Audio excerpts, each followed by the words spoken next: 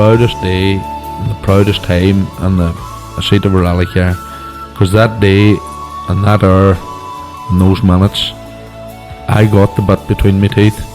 You know, I really stood up and was counted and said, this is not getting away. I remember when we pulled on our helmets and Donald says to me, what are we doing? I said, we're going for gold, Barrett. That's all was said. I can still picture that run. That was just the best run ever.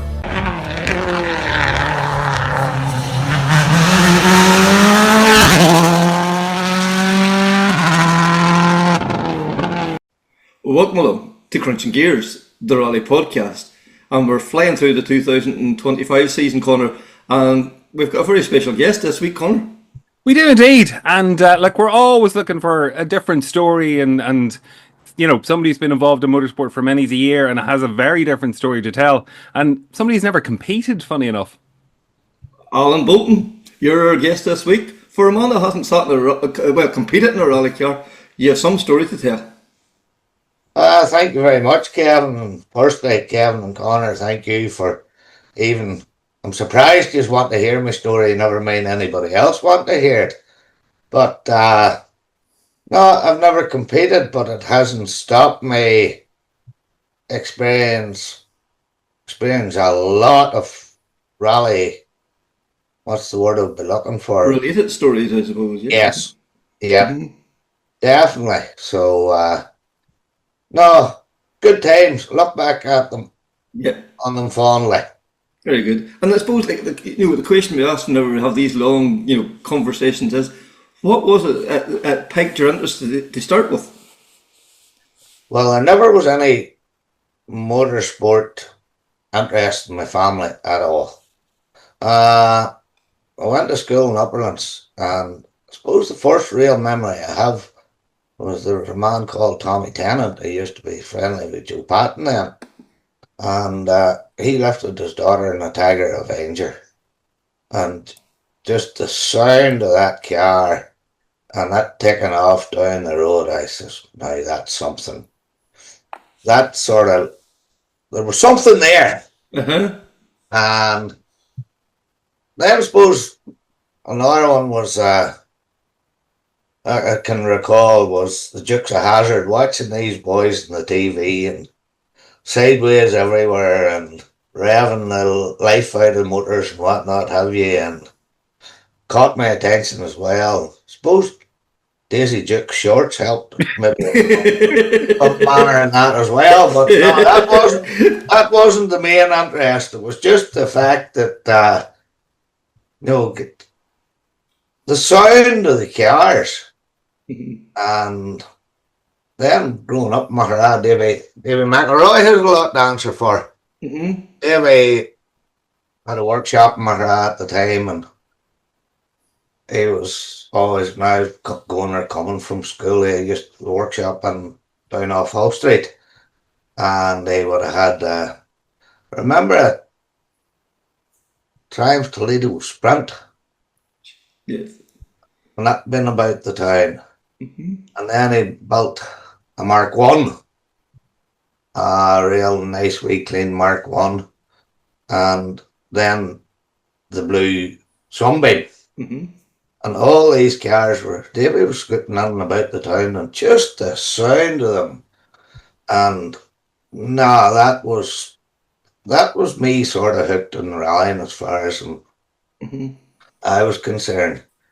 But all this, as I got slightly older, all this led me to wanted to know more about this rally crack. Mm-hmm. And just didn't bump into Alistair McKinley that owned the furniture shop in Maghera. Alistair navigated for different folks, navigated for Davy. It would have been about Joe Pats and all the time too. And got to hear of the snowplow rally or something that was used to be called, run by the Coleraine Club. That was just a road rally. But these boys were out and, full-blown rally cars and open roads away in them at night. Mm-hmm. Tommy Spears, Davy McElroy, some of the Shaws were involved in it at that stage too. And I remember one vivid memory was coming out from Boys Brigade, finished at about 10 o'clock or 10:15 on a Friday night, and I was up home as quick as I could and get on the push bike and away up the road I went to Ternunny Dolman. Here I was standing in Ternunny Dolman and not a critter about me, and a lovely, clear, crisp, I'm going to say spring night, and to hear those cars coming, there again, it was the sound. Mm-hmm. To hear those cars coming along past the Turkey Sweat House and turning right and coming down past Killylach Loch and down the big state and turning up into the road, Ternunny Road, was, that was first class. That was real good. And those words started to spread then that I had an interest in rallying. And there's a family friend, still this day, family friend, Ronnie McKee. Ronnie used to do a bit of navigating too. He sat with Davy and sat with other boys. But Ronnie and his brother Alan were going to watch, I think it was the 1979 Circuit of Ireland, just outside Marafelt. And it was silver Chevette, DTV Chevette, I remember that. Stig Blomqvist was in the black Saab. Mm-hmm. And that was the first time I really seen, the stars of rallying at that time. Yes. And that was me totally hooked. So it was. And I suppose then what really progressed it was, and I blamed her many times for it, was meeting my wife Thomasine. Mm-hmm. 1982. Fell in with her, and this word spread that she had found this agent from Maghera who was rally mad. And of course her neighbour was Ivan McLean. Ivan was a real good driver in his day too, with Hillman Amps. And part of the Joe Pat and Joe McCain set up too. Navigated for Joe, and Joe Pat navigated for other folks. But Ivan McLean took me to the first motor club meeting. And as the man says, that changed my life in a whole lot of ways. Yes. Both meeting Thomasine and being introduced to the motor club. Mm-hmm. I enjoyed going to the meetings. Enjoyed going to the meetings now. For here I was amongst this crowd of boys that were always rallying. Charlie Donnelly, Paddy Toner, Davy McElroy, Norman Robert Mahoney was there too. Joe Pat was about at that time, Jojo. And I was sitting looking around me and I says, check or so. Here I am in the midst of all these boys that's out rallying. I suppose that's my own fault because I couldn't compete for whatever reason. I went to college for a couple of years and was only working, just didn't have the funds. Mm-hmm. But I slowly got sucked into the club, and that's my own fault. Yeah. But the more interest I got, and the more I wanted to be involved, and sticking the hand up and says, I'll do that. And and that was the start of it, gaining the experience. And little did I know where I was going to end up, just and going to them initial motor club meetings. Yeah, because I suppose suddenly you're surrounded by people who are like-minded. You're talking your language. They were inspired by those sounds, those memory, or those vivid assaults of the senses, and suddenly, from being that young boy stuck in the ditch on your own, you're in a room surrounded by like-minded people. Without a doubt, and I enjoyed the crack too. There was good fun, there was good crack. Then I started just really getting more involved. I remember the first night it was a lanes rally. It started from Joe Pat's garage at the Hill Head. And I said I would do spec control in my 1300 Sport Fiesta. And I went to my Antrim Motor Club and I borrowed their lights and speakers. And it was the time of the lanes rallies, you know, the airfield and Tim, a few lanes around Maghera, and I thought I was some pub. But I had great fun, and that more or less got me into the interest in the organising side of it. Mm-hmm. The club was also running auto tests at that stage, and I think there was an auto test, and that was one of the first events I ever clerked on it. Enjoyed them too now. Mm-hmm. Still enjoy watching auto tests for the skill those guys have. Oh, yes. Unbelievable. It's unreal. It is. It's unreal. Then the Lane Rally really was what Maghera Motor Club built its reputation and its name on. Mm-hmm. You know, those events on a Friday night, boys finished work at dinner time, came and done a rally on Friday night and got a few lemonades or sherbets before they headed home, but they were good fun, but ran totally different from what you would run an event now. When you look back at it now, they were no wing and a prayer. Yeah. But both circumstances put an end to it. Mm-hmm. For a few years with drunken spectators and getting people to help run the events on a Friday night. You know, they had to leave their work at lunchtime too or whatever. Mm-hmm. Come and help out. And when you were using a farmer's lane, you always leaving it back to the way you found it. Yes. But it was him that told you. Oh, I thought it was before. When you stop spending money.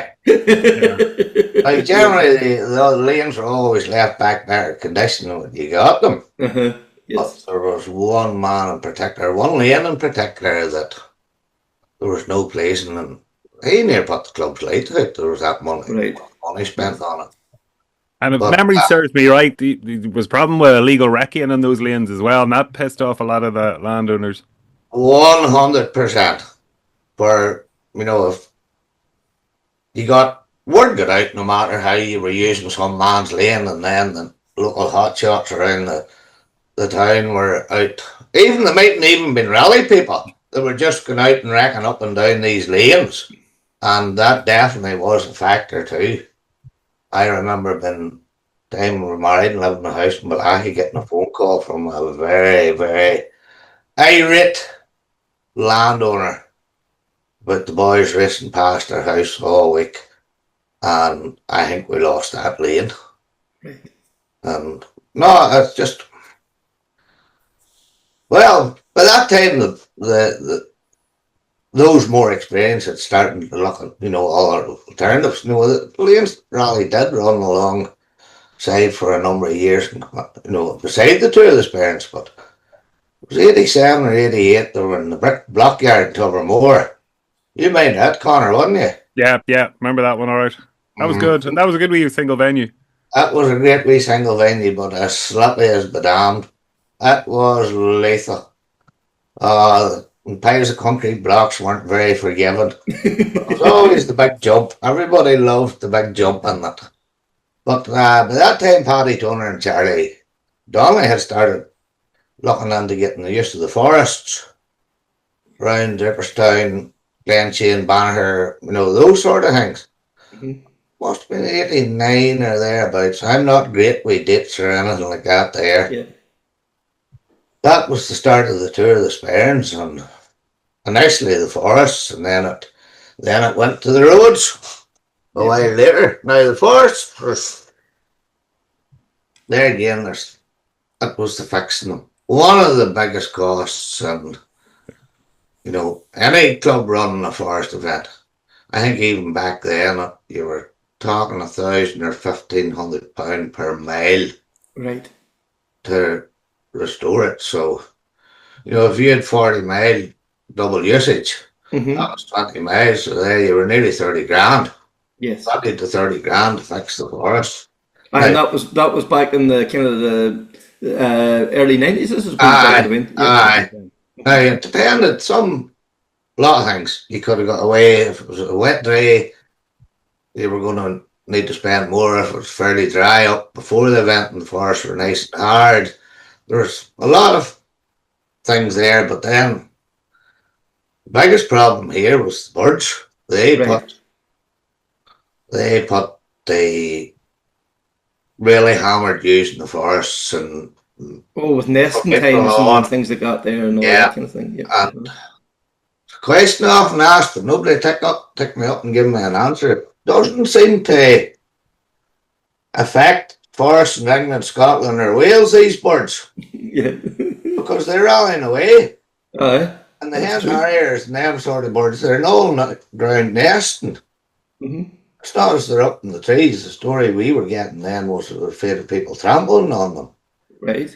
But you look at the forest now, they're being used for cycling, they're being used for orienteering, they're being used for multiple activities. Yes. But the cars can't go into them for a certain period of time. Mm-hmm. Now, I did hear a whisper, I don't know how right or wrong it is, that there may be a possibility of that changing. I hear wee bits and snippets now and again of what's going on, but when up and on there, I just don't get all the story. Yes.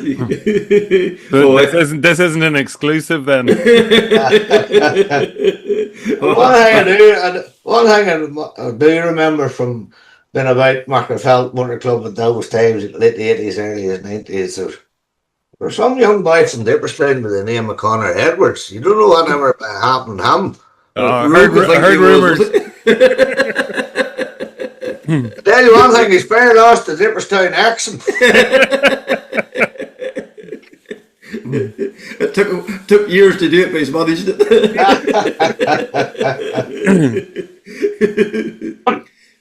Well, but again, those were life experiences. You were getting to work with great people, and each and every one of you was all learning together. You were all new to it. You were all eager to do a great job and to lift the club to a new level. without a doubt, like I remember the first year before the two of the Sparrings ran, there was 30 of us went in the Maghera Forest to fill in potholes and stuff like this here. It was Robert Mahoney's Bedford lorry. And it wasn't even a tipping lorry. So all the stuff the boys went and shoveled all on, and then they had to go and shovel it all off into the potholes and then spread it out. And that was the enthusiasm and the commitment that the club members were putting in at that time. And club members now still putting in to get events up and running. Mm-hmm. But no, it's here. I always often say to people, as far as rallying is concerned, I never did anything that I didn't want to do. Yes. And it has been, I've met some fantastic people and had some crack. That's for sure. Along the way. Yes. And the thing too about Maghera Club at that time, like not only like for very limited resources, they pulled off an awful lot of events, quality events, but also like the competitors in that club were very successful in, when they're out in competition themselves. Without a doubt, a lot of the club members were doing the Border Championship at that time. And they were bringing their experience and doing the Northern Ireland Championship, and they were bringing their experience to the running of their own events, and they were putting in the interest, and they wanted to seem to be successful in running their own events, and that's what happened. At one stage was a big crowd of competitors, and Maghera Motor Club. The majority of ones in it were competitors. But I suppose then, as I said, I met Thomas in 1982 through Ivan McLean and the Going and the Motor Club and whatnot have you. And we married in 1987, and then family started paying a couple of years later. I was still actively involved in the club, but maybe not just to the same degree as I had been. Actually, I had somehow, I don't know how, can't remember, got involved with the UAC and was doing radios on the Circuit of Ireland and the Ulster rallies. I remember being on one of the Ulsters away down near Oma on the early Saturday morning, and the stages, and coming out of Ballymallard heading back this neck of the woods, and that gave me a whole new insight as to how to run rallies. And you were hearing what was going on, and I don't know what, it was clicking in my head. There was something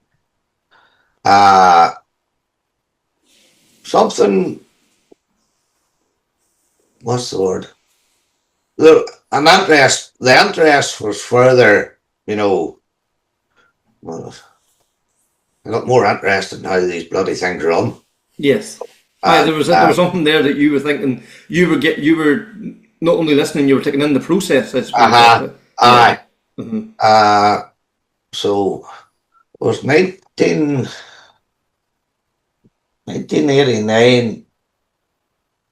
An awful change in life. I was coming home from a motor club meeting one night and let Thomas in front door with a block of timber and sandbags at the door. The wee river below the town or in the middle of Balachi had flooded, and Thomas, standing out in Thomas, he was only 6 months old or something. But unbeknownst to me, that had an awful impact in our life for dirty sewage water through the house. You just got stuck on it, read it, the whole thing out, dumped it all, but unbeknownst to me, I had no idea what that effect that was going to have on us all in a very short space of time. In the end of 93, start 94, I knew there was something. It just wasn't right. There was something wrong with me. Long story short, I was diagnosed with chronic fatigue syndrome. ME, for want of another word, they couldn't make up their mind what they were going to call it at one stage. But by that stage, we had moved to Maghera. I was in a good job. We were happy. 2 children, good job, mortgage. Everything was going good.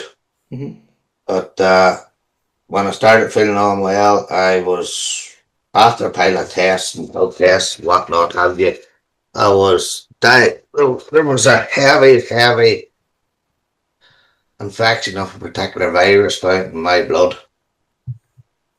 that was associated with chronic fatigue, but it was also associated with dirty water, sewage water.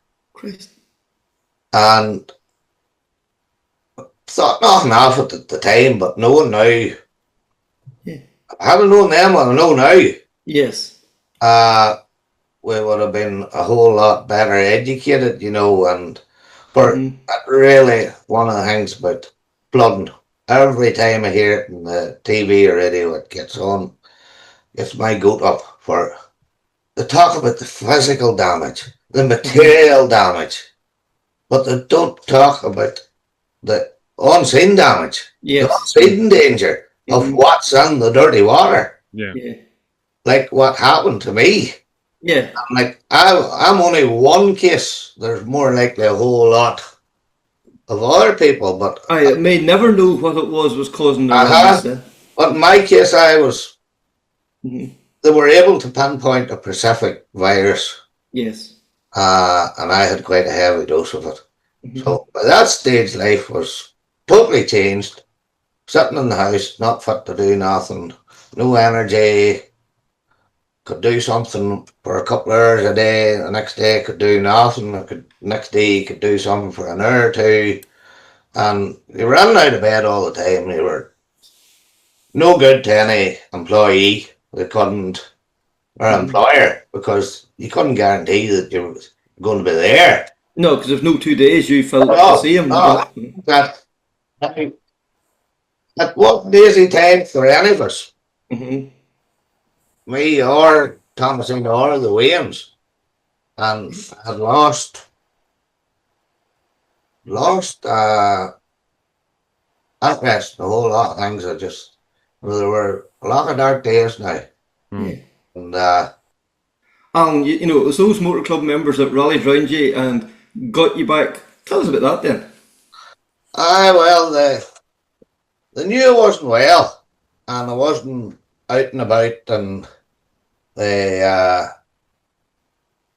Paddy Donner was one of them. Paddy would have came and lifted me and said, "Come on out with me, around. We're going to look at this road, or we're going to look at this stage." And that progressed, and then it got back into but the club life. Mm-hmm. Still going to a lot of meetings when I was able, and but I was starting to do more from the house then, because I was basically fit for nothing else. I was sitting my arse in the corner at times. I didn't want to be sitting not doing anything. Yes. And I started fiddling about looking at schedules and drawing up maps and stuff like that, and keeping the interest going. Yeah. By then, I was on helping there on and off for a good number of years. But I think the real big, I had got used to the rally schedules. The first of the road closing orders were coming out to the smaller events, as we called them. Mm-hmm. They weren't coming out to, immediately the international championship events. Yes. And that stage I had got involved with both the Ulster and the circuit. Mm-hmm. I think I had but it was, we had run one or two the road closed events along with Dava, and Midden City had one along with their Achadui, and so John Irwin was the COC of it, and John asked me to come down and give him a hand on the day to run it. And at that stage, everything was run from a Jeep on the road. And the COs, or the MSA steward at that time, was a guy called Bryce Sands. Bryce was well up in the Ulster Rally organising committee, and very man with a wealth of knowledge and experience. And I only learnt this good number of years later, when Bryce and I were talking one day, that he says to me, Alan, he says, that day at Achadue, I says to myself, he says, here's a boy who has a bit of an idea what he's talking about and knows what he's doing. And that, he says, come on, come and join us in the Ulster and get on to the Ulster organising committee. So I got on that, and suppose there was no looking back after that, as far as I was working with Philip Murray a lot, and Excel spreadsheets that came about. I was really introduced to them in the Ulster for what all a rally organiser could do through an Excel spreadsheet. Yes. And I wanted to learn this, so I headed off in a computer course and learned to do Excel and started put together my own Excel sheets and for schedules and whatnot have you. And I don't know what it was about schedules, but I really enjoyed them. You just loved that whole being involved in plotting. And like I had even developed, by the time I was in the rally control rooms, I had developed my own, what I called a live schedule. Whereas you what I put on the finish time of the first car, that automatically added up and gave me arrival time of the next stage and stuff like that there. Mm-hmm. And if you had got to the stage where I actually had the two sheets going, where if you changed the time on one page, it corresponded across to change all the course car times on the next Gee. stage. So that was doing all the hard work for you. Yes. But That was almost like a live document before there was even such a thing as a live document. That you had it, you were a no, step I ahead. wasn't the first. Philip Murray and those boys had them long before, in Right. the Ulster. Yes. Had them long before, but I had to basically teach myself how to do it. To work it. Yes. I didn't have the computer know-how. Like, Yes. computers weren't about when I started. No. Or started even getting involved, or you needed a lot of money to have a computer, that sort of thing. Yes. But I would say there's very, very few clubs in Northern Ireland that hasn't benefited from their club members being involved with either the circuit or the Ulster Rally. Mm-hmm. And I would encourage anybody with, half interest at all in organising, get involved in those big events, because the experience you gain, you take that back to your own local motor club, Yes. and it helps improve the level of the events that club runs. Yes. Especially with the road closing events. Mm-hmm. It was just something else. They like being a sponge, just sitting and listening. Mm-hmm. But there again, it was all just experience that appealed to me. Not everybody it would appeal to. No. There were very, very few events running at that stage that I wasn't in a rally control room. Yeah. Or Because so many people want to get involved in a motor club to compete. Yeah. There's not so many as want to get involved to go and organise and one thing and another. They all want to go and go, I want to be a motor club member because I want to, either drive or co-drive or, they don't really see it as a paperwork exercise. But that part of it is every bit as vital as the crews on the stages. Especially nowadays, the paperwork is just horrendous. Mm-hmm. It's thousands of hours to put onto safety plans and whatnot, have you in documents and that's that and the other. But we'll maybe come back to that later on. Yes. Mm-hmm. But broached on the subject of the road closing orders there. There only is 10. Yeah, for the whole of the north. In the whole of the north. And initially it was the circuit and the Ulster and the other 8 were to the bikes. Mm-hmm. But then when the bikes clubs started falling off and started not getting their roads passed that's when the car clubs got to use them, utilise them, keep them alive was what the term was used for. Mm-hmm. If they weren't being used, there was a chance they were going to be lost. So that's how Maghera initially Maiden City, Rathfrail, Ballyhinch, Newry at a stage. That's how these clubs all got to run road close events within their Northern Ireland Championship events. Mm-hmm. Because they were utilising the ones that weren't being used by the bikes. Yes. I would have very firm believer in that cars really don't need any more. No, there's enough events. Yeah.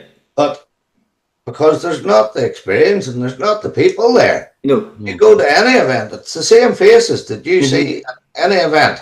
Yeah. And, people are going to get to the stage where, like I did, just enough's enough.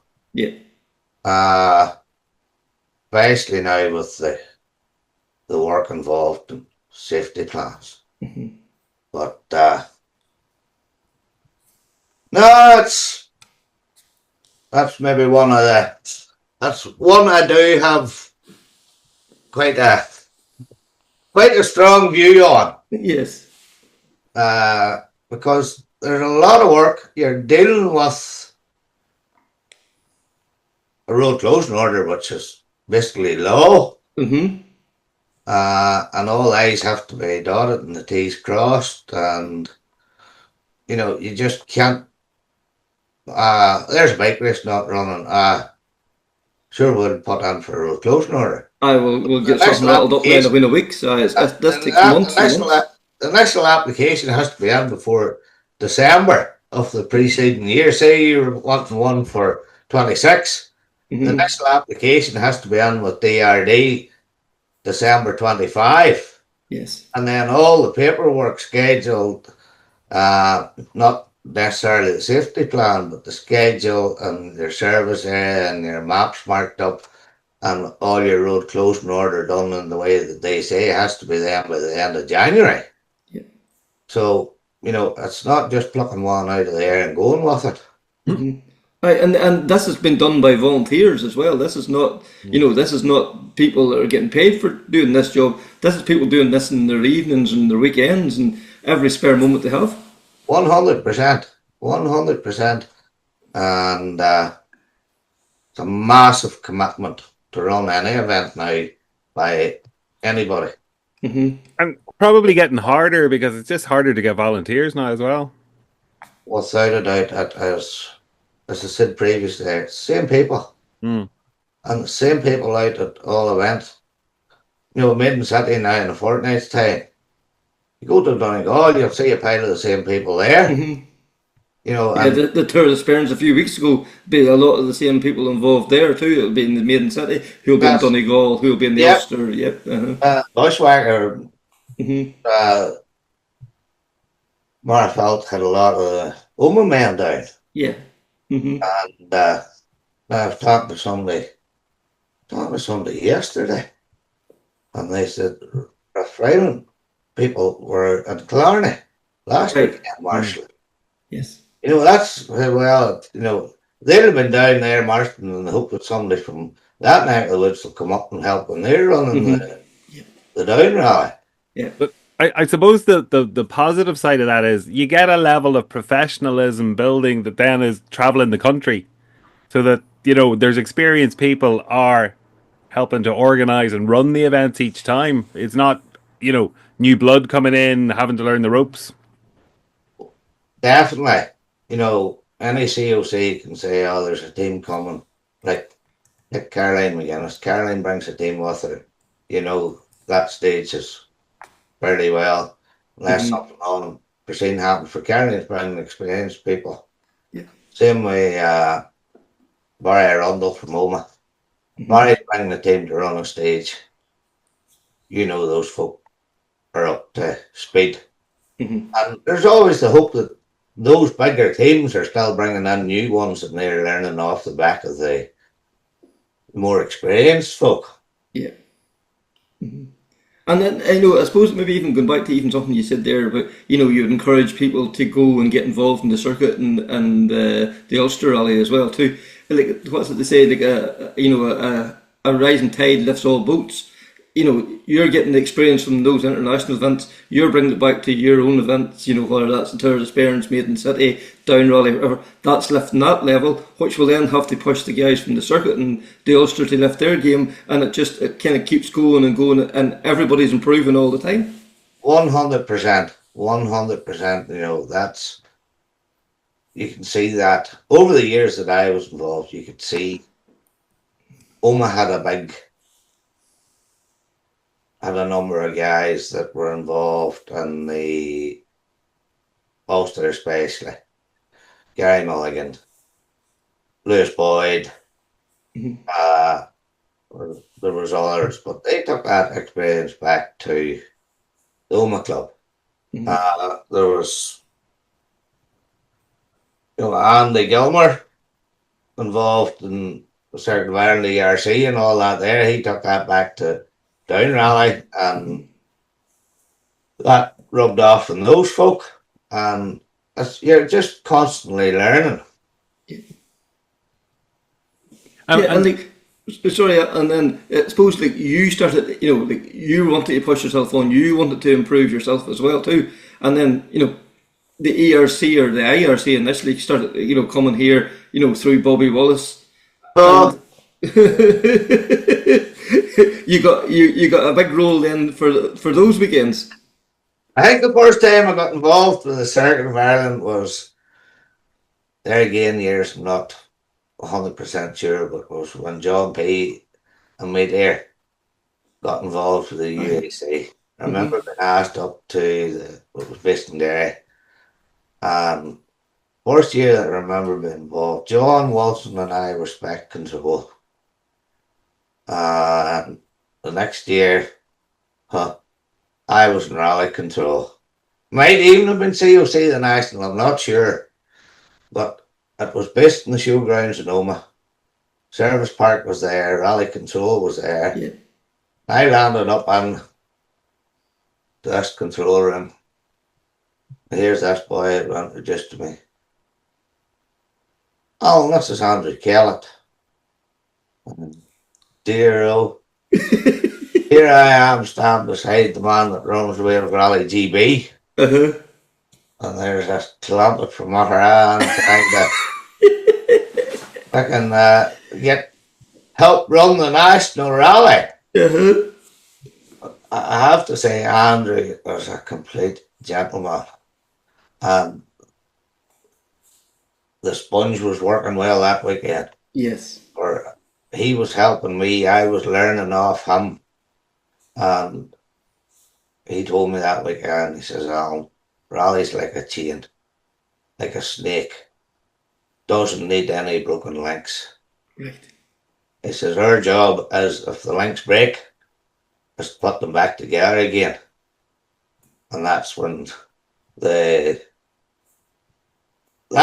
difficulties can arise. But that's, I enjoyed that, trying to resolve those, stages being behind schedule or stage stopped because of an accident and then trying to get it cleared and running again.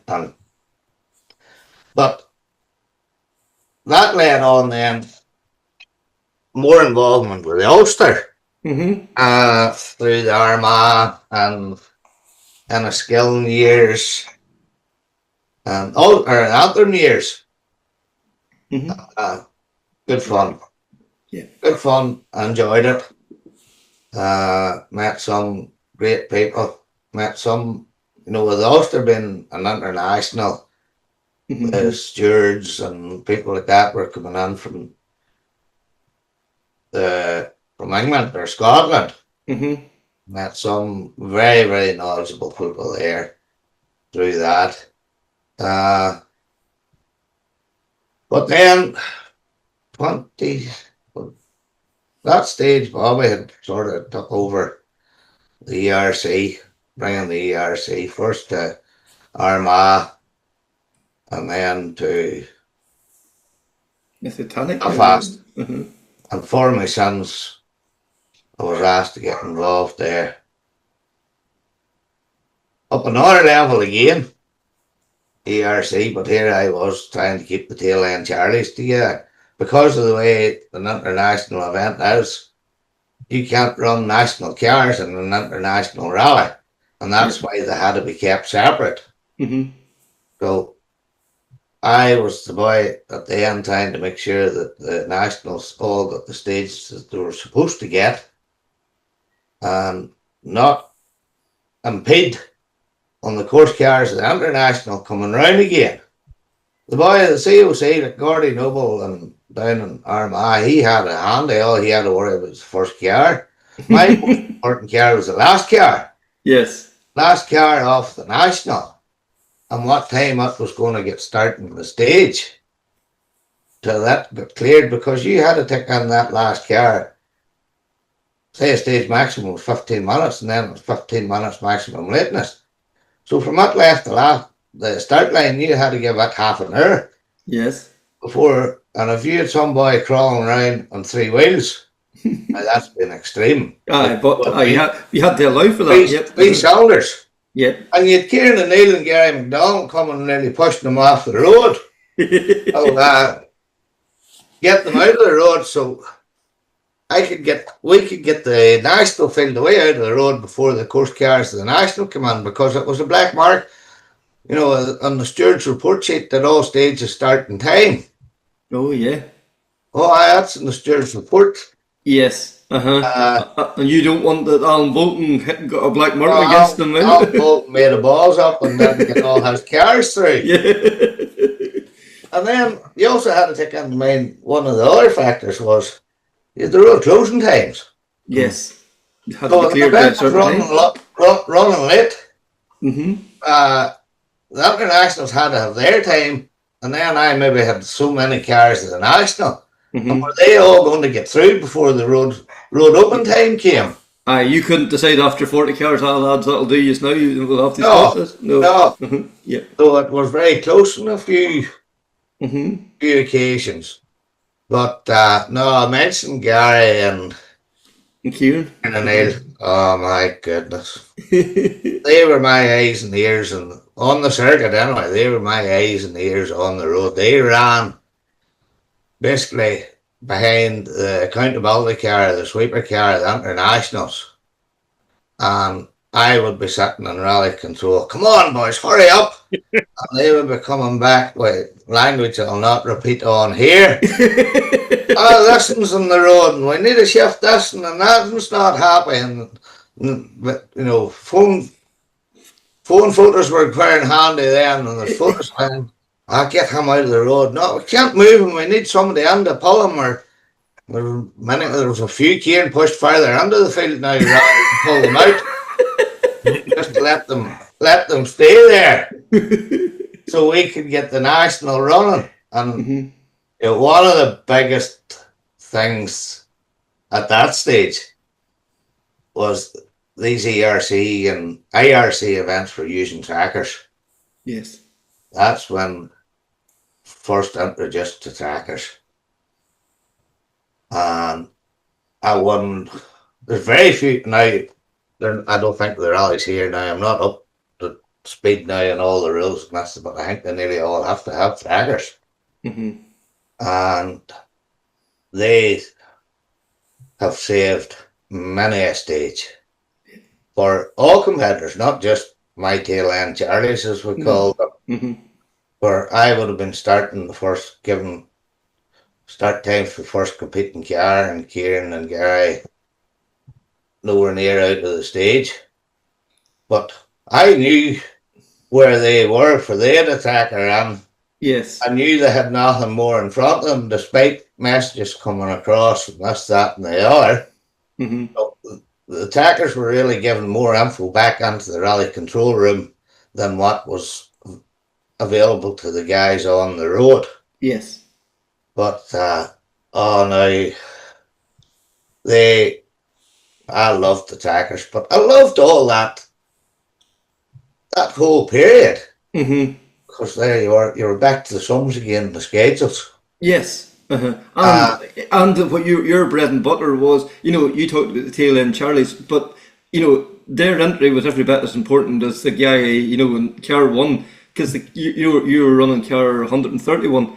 Like, he had put his life savings into being on that event.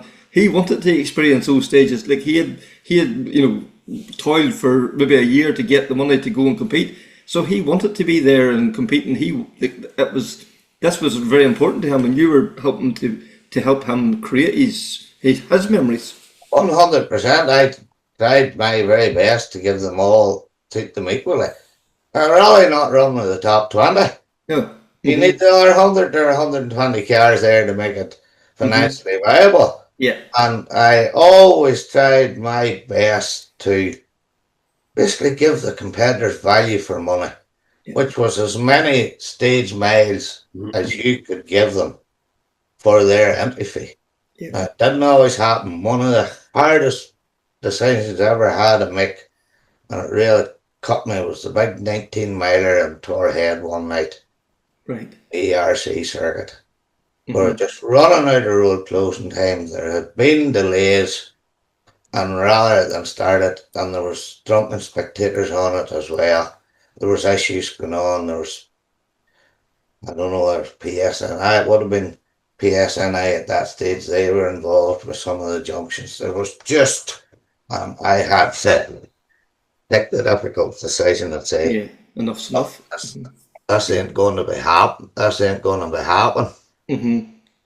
But of course, then that was the Bobby Wallace years. Yeah, because like Bobby probably, it's only probably now we're looking back and we're seeing the effort that Bobby put in. Like we've seen, he tried to get it back in the last few years. It's not going to be an easy task. Yet, never mind getting the WRC back. Like we had the ERC in its heyday. Like we had the work Skodas, the work Peugeots. Like, it really was epic times, and we probably at the time didn't just realise just how good it was. 100%, definitely. Only those, Bobby gets criticised a lot, and I would be fairly critical of myself at times.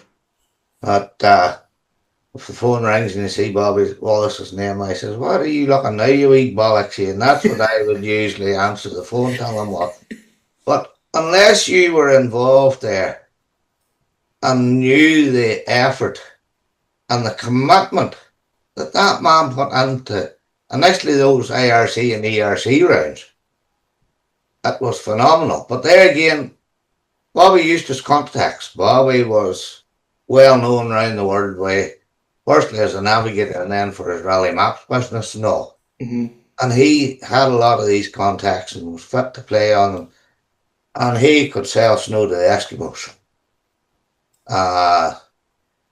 But WRC, I hope Eden Harper and those guys down there succeed. Mm-hmm. Or I don't see it ever been back in the north again. Where there's, they're talking about pushing it in Scotland from more MSA UK now in the future. Yeah. Because nearly every time now, nearly every week, it's going to be Northern Ireland. No, it's going to be Scotland. Oh, no, it's going to be England, we don't want it back in Wales, And it's turned into a wee bit of a football nearly. So it would be good to see it back here in some shape or form. There was a whole lot went on there that I don't know an awful lot about. Mm-hmm. So I'm not going to comment on that. No. Other than to say Bobby was very close to getting one of them clowns in the hell couldn't sort themselves out. Yeah.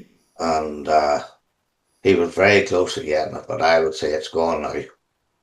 It's gone now as far as Bobby would be concerned. Yeah, he has to give it his best shot, yeah. Mm-hmm. It took a lot of energy and a lot of commitment to get that up and going again. Mm-hmm. And I suppose then, now you kind of got those years over, you kind of more or less took a step back from the organisation side of the event, but that opened up a whole new avenue for you. It did indeed, because my health had improved sufficiently enough that I actually was back in employment. And somewhere along the line I had opened my mouth one night and ended up getting involved with Marty and Greg and them. And taking Marty to his first price historic round. I think it was 97, maybe. An LIB 1800 to the Robin Hood stages. Now that was the start of, as you say, I had no idea where I was going to be going. LIB 1800, it's an iconic car, and I would say you had some year with the McCormick's that first year. Oh, that was just unreal. And Marty was doing that well in the championship too. Mm-hmm. And the first time, well, it wasn't my first time to Isleman, it was the first time for them boys to Isleman. And here we jammed all into transit van, and must have been 8 or 10 of us headed over to Isleman. Can't remember what stage, but she just left the whole thing in the street. Blew up. So got her back on the service, engine pulled out, and Martin Freestone came over and was speaking to Greg. He says, I have a friend there. He says, he'll take that engine away and look at it. Greg says, Greg, Greg says, "Who is it, this boy?" Alan Sherwood. What would he know about engines? Greg says. And then we found out that AS of Mass Racing was Alan Sherwood. Yes. So Alan bundled the whole thing into the back of his Nissan Navara Jeep and headed off to Ely. It didn't take very long for the phone call to come back and say, engine scrap, there's nothing worth salvaging. So a long story short, new engine was gotten and put onto LAB 1800, and that was the start Yes. of the Sherwood connection with Marty McCormick, which still goes to this day. Mm-hmm. And it's probably one of the strongest engine driver combinations out there too, because they both seem to feed off each other, don't they? Oh, they do indeed. They do indeed. But it's Paul Sherwood now who's Alan's still there, but Paul has sort of taken over the running of the whole operation. Mm-hmm. Yeah. Like that new car, Greg's, has the fuel injected engine in it, and that's a good engine too. But I remember going to the first RAC, first Roger Albert Clark in 2008. That was LIB 1800. It was Thomas in me in the transit van, and Greg and Joe Convery in a 405 estate. And away we went. And got round it. Marty was doing as usual, going real well. I had went off on the Friday night in Greystokes and what they call David Stokes' corner, and spent 5 or 6 minutes in the ditch, but got out and got going again, and then was going into Scotland the next day and was on a real charge. And there, I think Marty was second in the road, Malcolm Wilson was first in the road. Somehow running order got swapped, and Marty was forced onto the stage, and there was about something or other. Marty clipped it. That was broke the axle, and that was the end of that. And then 2009, the red car was built, and that first year in LIB 1800 was our introduction to another legend, Phil Clark. Oh yeah. Gareth Lloyd was somehow involved. We sponsored Marty for the first year on the Roger Albert, and he says it was Gareth said to Phil, he says, "You fancy sitting with some young boy, some young Irish lad," he says, "fairly sharp," he says, for it was Mapbit or notes or what. I think that was. There's still maps then, no maps then. Maps, yeah. And Phil says, "Well, don't know, maybe I will," he says, "I'm sort of retired," he says, "I'm not doing an awful lot now, but sure, we've all seen how that has went." Still going. What drawing now has he ever done? More. But he's some boy, both on notes and on maps. And that was lucky enough to be Marty's RAC ones. Yeah. Two with them, and one last year I just happened to go over with Grant Shan, which you'll hear a bit about now shortly. I was over with Grant, but of course I needed to lift home, and there was a bit of celebrating done in Carlisle that evening. You get driving duties? I got driving duties, bringing the camper home, and shall I say I dropped the one in the RAC, 2-time or 3-time one in RAC co-driver off at his house at 3 o'clock in the morning. But that was just because we only could get the midnight boat, you see. Oh, yeah. But no, I was there in 2012, I was there in 17, 19, I was in Kenya, believe it or not. Yes. And then last year I was over with Grant. Yeah. But that's very good. That's hard work. Aye. And you said that Thomasina went with you for the first year. She didn't Oh, venture back again. oh, she did go back to Roger Albert. Uh-huh. Uh-huh. But, like, well, that was, here we were, four of us going, and three of us only really any rally knowledge. Aye. Thomasina was there, keep the kettle boiled and making sandwiches and cups of tea and bits and pieces like that there. Mm-hmm. Well, by that stage, she had learnt you can't beat them, you have to join them. So that was, and then progressed on to the C2 first, the wee red one. That's it. Marty then was starting to go down the front wheel drive route. He had made his name and the rear wheel drive, and I was really starting to look as if he was starting to go places, didn't he? Aye, and won the C2 Cup that first year and got the prize of the kit car, or the C2 Max. And that's when the decision was taken they would go and try some in France. Yeah. And of course, who got the job of driving around France. Not all the events, but some of them. Yeah. But again, this went back to what you love, the organisation, the pulling the paperwork together, the figuring everything out. I would say you were in your element for all this. Oh, of course it was. Of course it was. I was, as you say, in my element, just plotting out routes, seeing where this was, seeing where that was, and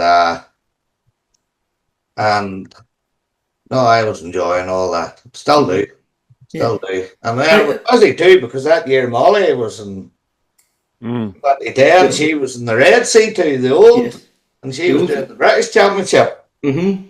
And sure, we were all headed off to it too with her, and so got a couple of an English guy, two English guys that helped at that stage run her car. Mm-hmm. And of full admiration where she has ended up. Because she is a global star now, isn't she? Between the Australian Championship and some of the stuff in the European, that Rally Extreme. Dakar as well. And yeah, Dakar, yep. There's a Subaru ambassador in Australia, and say, but that was pure hard work and determination. Mm-hmm. When we had a good time of a photo that she landed to me Christmas 2010. I must see if I can get it done up again, but it was one of the photos, one of the things, a hand-drawn picture of the two shuttles and the two cars, Marty's car and one, Molly's and the other, me standing with an apron on me and barbecue fork with a sausage on, and Thomasine saying, Alan, come on! And I have that 15 years, and it is a treasured possession. Yes. But I must look about see if I can get it, brought back to life again. Definitely. But talking about Molly, I was a couple of years, 2023 it was. I was out in the yard one day and the doorbell rang. Thomasine was down to her mother's. And I opened the door and here, who was it? Only Molly Taylor. It's not often I'm stuck for words, but I was stuck for words that day. I opened the door and she says, well, what's the crack? That's what I used to answer the phone to her, and she had never heard what's the crack till she started being about with us boys. Yes. Well, what's the crack? I was speechless. Couldn't believe it. Like, here's this girl that I had been watching on TV all year, racing and rallying and this, that, and the other. There's standing on the doorstep in Maghera. But of course, that ended up in a barbecue at McCormick's that evening, and the crack was good. And there, and I haven't seen her since. We messaged her a few times, but yes, that was after that. That year in 2010, apart from the Molly experiences, it wasn't my first time in Ypres, for I'd been in Ypres before twice with John Keatley. But we're in Ypres that year, and our allocated service spot was right at the door of Ypres Cathedral. Jeez, right. The ground sheet was actually over the step onto the cathedral. And we were, they're going about, the boys were going about their business and all on was it Friday morning or Thursday morning. Here, that's hearse pulls up. I says, what? Look, aye. We had left the ground sheet. They opened the hearse, took the coffin into the cathedral, said their mass or whatever, and came back out again, put the coffin on the way they went, and we put the ground sheet down, and everybody continued on normal. Oh, unreal. Yeah. Where else would you get it? Very, very few places I could imagine. Yeah. But if you haven't been to Ypres, you have to try and get it. That, because, as we keep talking about, it gets into the middle of the town, it gets everybody involved. It's not just rally people that go and watch it, because it's right in the city centre. Everybody sees it, everybody goes over for a look to see what this is all about. And it's around the European Historic Rally Championship this year now. Yeah. And they're going to get running first in the road from what I can gather. So, no, that's just something else. And all the wee cafes and everybody sitting having their lunch or a beer and so relaxed. And but them Belgian roads are so unique with the cuts and whatnot. I've been lucky enough over the course of the years, it's going to be 20 years now, to be in Ypres 4 or 5 times, and I love it. That's a real nice place. So it is. But that was, there were a couple of other things sticking in my head from 2010 was the time the Icelandic volcano erupted and all the flights were Oh, yeah, cancelled. yeah. We'll not ask you to say the name of the volcano. No, definitely not. All I know was I was en route to Leon.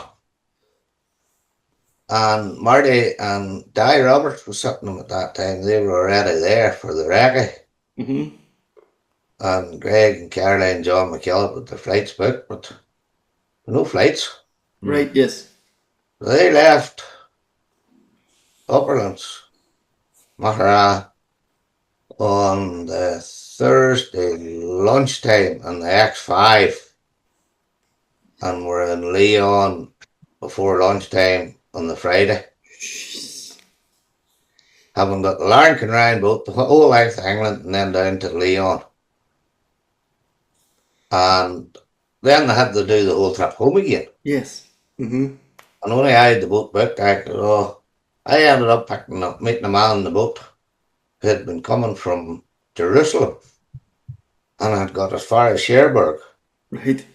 And I gave him a lift back to Cookstown.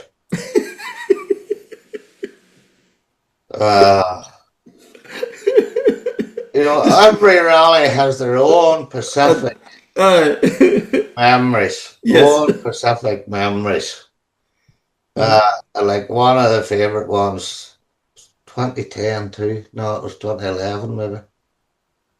Marty and David Moynihan was with them. They had went to Alsace to do the WRC round. The DS3, I think that was. No, it must have been the C2.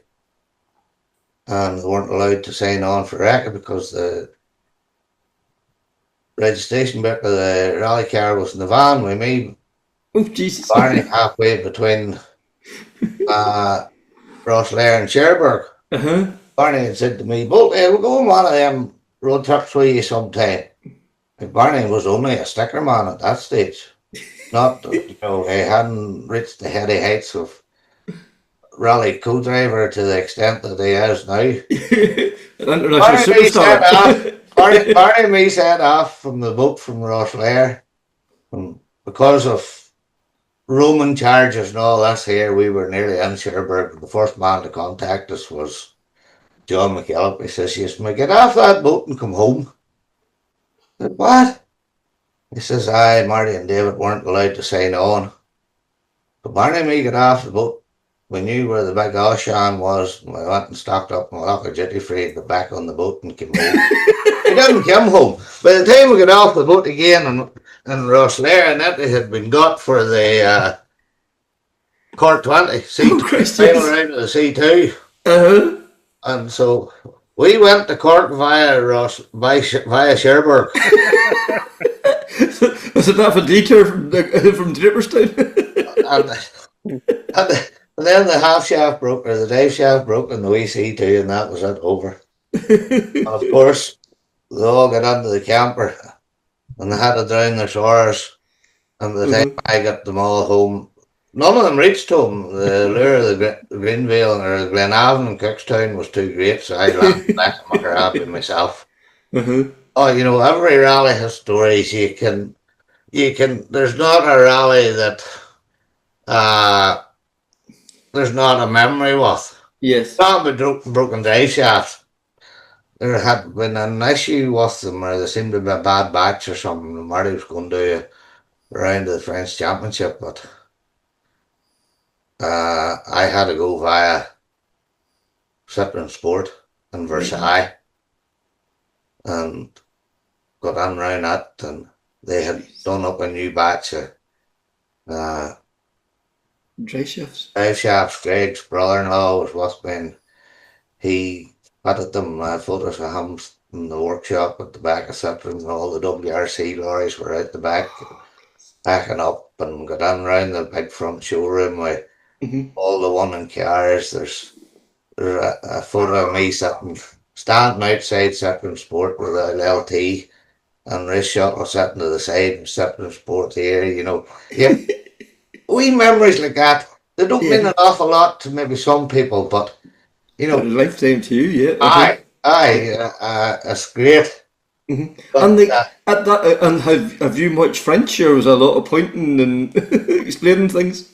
all I say now is thank goodness for Google Translate. It wasn't an all lost. The only French I really needed was merci, deux beer s'il vous plaît, and tobacco, and that would be sort of as long as I had. Everyone else was inconsequential. I do think one night I made the mistake and I had horse at my dinner. But That was still grand. here. Yes. I'm still living, so it'll be alright. But then the little did I know that was my international travels were only starting. France would be handy now. My France was only handy run. I didn't think nothing, you know. It used to be when we were coming up out of England and you got the 75 there at Gretna Green. You thought you were at the boat, yet you were still 2 hours away from it. But no, as I said, I had been working for McCormick's at that time, and then Greg rang me one day. I was going down Hull Street in Maghera. The Grand Channel had been ringing you, looking you to go to Morocco or something. I said, what would I know about going to Morocco? I said, what about work? Oh, he says, if you get the phone call to go, you're going. So subsequently, I got the phone call. I came home and said to Thomas Ed, I says, do you want to go with me? Oh my goodness. Talk about dumb and dumber. Here we 2 parties going to Africa. I had not a clue. I'd done a bit of homework and Yes. knew we had to go through customs, but there were no carney, no nothing. So we flew over to Stansted, Grant met us with a van. We were down to Portsmouth, onto the boat, and to the north of France, or into the north of Spain, Santander. And away we set sail for Algeria, Cass. We were at a hotel booked for the night. Of course, I had done my homework and picked out, knew to go here and go there. Landed this hotel, and you couldn't have parked a wheelbarrow, never mind a van and trailer. So, and that's now French water or Spanish would have been handy then, but we ended up, we couldn't get next or near the hotel with booked, so we ended up on the way out. We found a hotel, a lovely wee place. and got on the boat the next day from Morocco.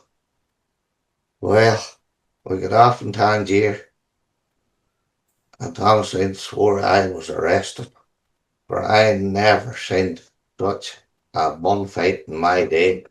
All these boys wanted to do was, you get off the boat and there's all these like, we helps her. They're all up in the money. Oh yeah. Oh, aye.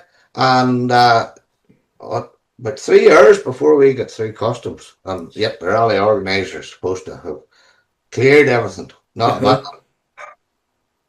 We eventually got out of Tangier and headed towards Rabat. Now the main roads were good, no issue. Mm-hmm. And around the cities and stuff was crazy, but that was the start of my Moroccan adventures. Yeah. And was there like even sat nav would have been very primitive at that stage? Would it have been The big cities, right? culture shock. Big cities was like any city here, Right. but 5 minutes outside the cities, you're into the hay shacks, hay riff, Right. tin roofs, donkey carts. Very, very primitive. No running water, no nothing. That was some education. But It was stepping back 100 years time, like within without 5 a or 10 doubt, minutes and out I the think road. it's still the same now in Right. a lot of places. Yes. We have a lot of memories from that. We're going up through the Atlas Mountains, and the winds were all shouting at you for all they wanted was bottles of water, Okay. clean drinking water. But they were standing there with their mobile phone taking your foot off. Photos as you went past. That's just it. Morocco was in 2011 when we first went. The phone network here could learn a lot, where Yes. we were not very many places we didn't signal. Yes. Morocco. And all the houses, no matter how primitive the house was, nearly all had a satellite dish for their communications, for the TV and bits and pieces like that there. But Thomasin made the mistake that the rallies at that time were they ran, to help a local community or schools at the Oh, past right. stuff Yes. like that there. We had stopped waiting the cars coming out. And she says, she had took sweets and all there. She says, I'm going to hand sweets out to these. There's 2 or 3 Waynes. Well, she can hand out sweets and about 200 appeared out of the bushes where they came from. I do not know. But she had no sweets left. And she says, I'll not be doing that again. You talk about, we head off to Morocco. There was no maps, no nothing. Hadn't a clue. Yes. For the start of the rally, only Stephen Preble had been there before and had, you thought you could have went and bought a map of Morocco and got marked the stages on and all this. Map of Morocco was a very, very difficult thing to find. Jesus. And Grant had got me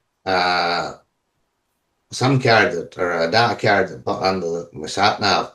Moroccan roads on, but you were dropping pins. There was no roads there. You were just driving to this pin, but the roads weren't on it. Yes. But fantastic memories up through the Atlas Mountains. Beautiful, beautiful scenery. Bivouacs. Some of the nights you were pulling in till the end of the day, and just like Lawrence of Arabia, these big bivouacs. And everybody just allocated a mattress on the floor, cloth sheet, but to hang up between like a curtain between the next room. Yes. And I says no. I actually slept across the seats of the van. But mine landing and saying, I wonder what we're having for dinner tonight. And somebody says, it's running around there. There was 2 or 3 goats running around. Yes. And they're not eating that now. Says they're building the oven over there. They were digging and building the oven out of earth. Oh, crikey. Earth oven. And you see that night they set the come in with just a big silver platter and half a a goat or a sheep on it, and they set that in each table. Well, you never tasted anything like it. Right. And Marzuga, you know, recall McRae filmed the programme about his car and out in the desert. That was filmed in Marzuga. Well, some of the programmes he made was it this rally raid thing he was trying to Ah, make. yes, yeah. I was there Right. I was where he listening or filmed something that. he was going to recent that time, wasn't it? I think, yeah. Sandstorms, yeah, it was driving through sandstorm. Jesus. You know, that's, and of course we had met, some of those years we were out, we met a man I mentioned earlier, a certain Mr. Gary McElhenney. Oh, He was out with Frank and Ray Cunningham and the Fords, and I came across a photo this morning that came up, and was 13 years ago the day Gary McElhenney, Mart Cunningham, Mart, and one of the Fords, I'm not just sure, us at Customs going into Morocco, it must be 13 years ago. And I sent it on to him. He says, my goodness, where'd that time go? But, you know, that was Morocco. Ended up in Sardinia with Grant as well. yeah. And there was another name you mentioned there, we were touching him as well. An absolute legend of the sport, Stephen Pervot, you know. Where do you even begin there to describe that man? More about him when I talk about Africa. I can actually say I had Stephen Prevost as my co-driver for a day. Yes.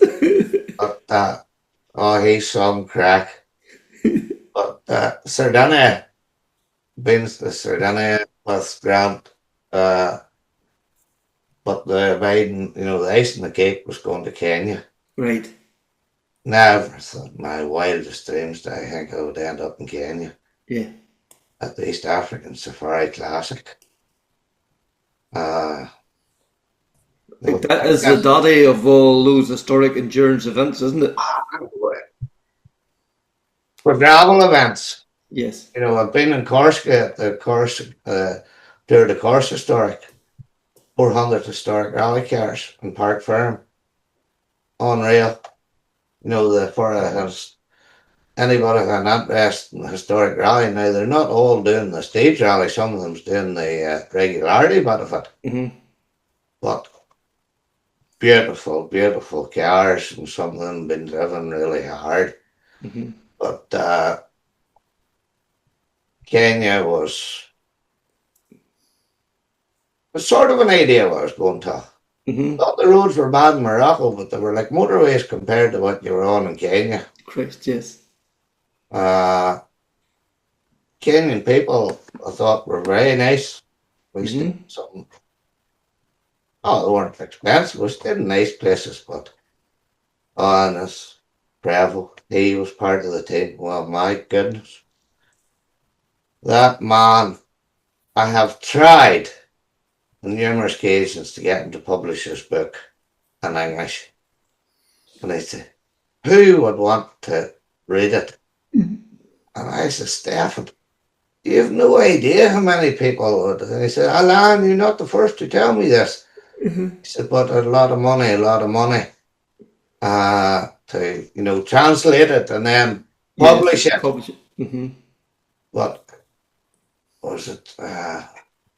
What was the podcast Trevor Agnew and them done? Oh, Absolute Rally. Aye. It was on with it, and yes. On with them. Have you ever watched that? Like, that was laughing, man. Yep. But a gentleman who enjoys his rhyme. I've been lucky enough to bump into him a win at times. Since that, I always there's a word for you and stops and has the chat and asks how you are and whatnot, have you? But, you know, there's that clampet again from Maghera. Funniest of the Safari Classic Rally in Mombasa.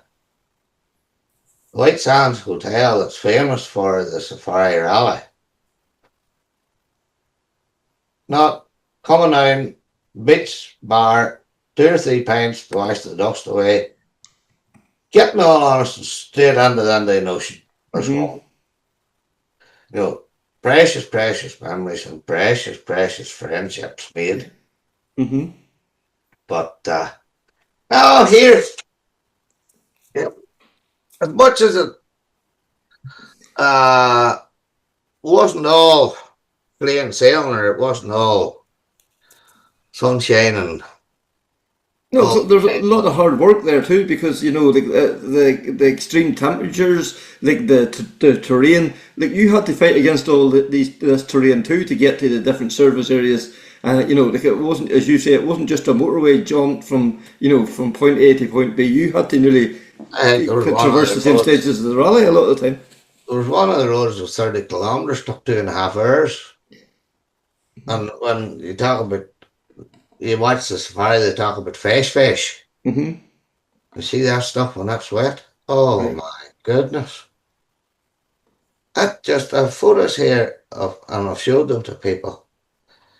It just clogs every thread in a tire. That's like, and it's like driving on sheet ice. Right. And here we were in a 5.5 ton Mercedes Sprinter van, sideways at 30 mile an hour, and that's bit of a road no wider. And if you fell down on it, you were down into the swamps. Right. I tell you, here, just good memories. That Mm-hmm. fortunately enough, And meeting some great people along the way too, desperate. like legends of the sport as well too. Oh, met Stig Blomqvist, I've met what you got, Oh, for Betsy, yeah. For Betsy Pons. Pons, aye. Uh-huh. Mm-hmm. Met Gary Matty there in Girona. Mm-hmm. You know, other people like Francis and Richard Tuttle that I've Yeah. met and got to know over the years from when I was rallying, going Mhm. rallying in the late 90s with John Keatley. Yeah. Richard and Francis are two gentlemen. Because look at that, you know, the business they have built up. Like it is like what they have done. I don't even know even the word for it. But like the fact that they're even creating events now just solely for their cars, it's just unbelievable. It's a whole rally experience just took to the 10th level. The rally with no name. I remember going to Francis Tuttle's for the first time with John Keatley. And the Beetle that Francis had done the RAC in all those years ago. Oh yeah, we watched in Top Gear and all that. Yep. Uh-huh. Aye, and it had a thatched shed, Uh-huh. and the outline of the Beetle was cut in the thatch. So I don't know if that's still there or not. Uh-huh. No, if there's one thing that I haven't done, and I had I didn't have the opportunity. 4 times I've been in Corsica. Oh And yeah. twice I've been within 15, 20 kilometres of the Henry Toivonen Memorial, Yes. but never had time to get up to visit it. But, Not yet. well, not yet. We'll never say never. No. Uh-huh. We'll never say never. Yeah. We'll go back now to, I suppose, the club and your involvement with it. You took a step back, and we keep saying, it's the same faces, the same heads, it's there all the time. How do we go about attracting that next generation? Kevin, I wish I had the answer to that, for I do not have a clue. Right. Like, when Marfell tried for years, got involved by schools and got involved with St. Pat's and trying to see if you could, he threw the cast the net wide enough, was there going to stick, but no. There's that many other things to pick up occupy people's times now. Mm-hmm. And the commitment, involved organising and running any event now, we talked about it earlier, it's just colossal. Yeah, for voluntary sport, it's very professional. The hoops you have to go through to make an event happen. Oh, and you know, I count myself lucky that all the events I was involved in, I never had to go before the boy with the wig. Yeah. And I know his friends through the rallying world have, and they said it was not a pleasant experience. No. You know, these are volunteers, people giving up their free time, who are unfortunate enough to have run an event where a fatality has happened. And those boys, the corners or whatever they're trying to pin blame on these volunteers. You know, these aren't people that paid their, by no stretch of the imagination, are amateurs trying to run a sport professionally. It was about, There is no. I took on well again in Yeah. 2013, 2014, and I had sort of made up my mind by that stage I was stepping back. And then I had done from the actual involvement, you know, organisation side of things, but what really put the nail on the head was COVID. Yeah. Yeah. I was actually doing a module of retraining to be an MSA steward. The last one I done was 5 Mile Town 2020. Right. And then COVID happened. I don't need this anymore. And I have walked away from it. Yeah. From the organisation. As for safety plans and stuff like that, there is fairly good guidelines from, I'm not sure what the MSI ones are, but the more MSA UK ones, when they came about after the accident those years ago, they sent out templates and this, that, and the other. But there again, it's down to the personnel. You know, what places one man will not place another. Yes. And there doesn't seem to be any great consistency through it. Now, because of the experience gained by the Ulster and the circuit and road closed events here, the safety manuals from the clubs over here have been way above way above, and actually way above what the standard that they needed to be, you know, produced over in the UK. They're coming along too, but you know,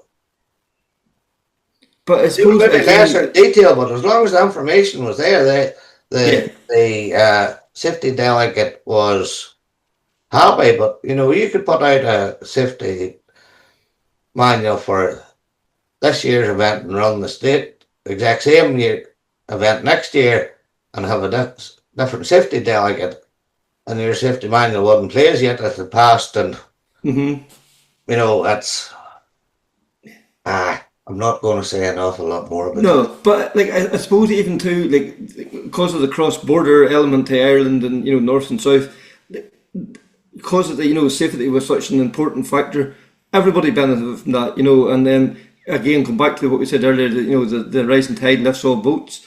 Like you got the opportunity to work with some great people, you know, like Gordy Noble, like was involved with Rally Ireland, you know, Tom Walsh. You know, the list goes on. Philip Murray, Gary Milligan. You know, there was so many good people there, and those people give up their time, like for the good of the sport. Well, exactly. You know, those were all volunteers and very experienced people. Gordy got a year out or whatever when they but not at WRC COC and still have a job. Yes. Excuse me, but. Yes, working with those people, I was always picking up wee bits and pieces, and they were saying, "Do this, Alan," or "You maybe should do it this way." And you know, before I lost all interest and was basically Lewis Boyd and I had been talking, you know, we had all this experience gained being in rally control rooms, but it was in our heads. Yes. There was nothing written down. and Lewis and I had often talked about for the younger folk that maybe would end up in a rally control room, that they would have a test tick list to do in the event of an accident. Have you A, B, C, D, and then tick off. In the event of something else, A, B, C, D, and tick it off. And a car off and needs to be covered. Have you sent it? Notified the scrutineer to go and examine it, and all that sort of thing. And that's all stuff that you just learn.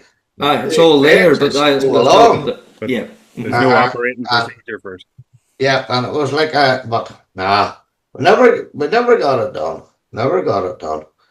Now we mentioned the man there a minute ago. It has to be some stories, Tom Walsh. Yeah.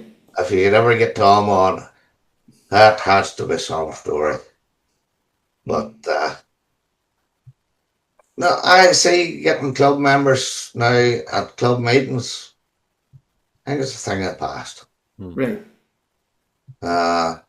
Very few, maybe it's some, but the majority of clubs now are run by enthusiasts.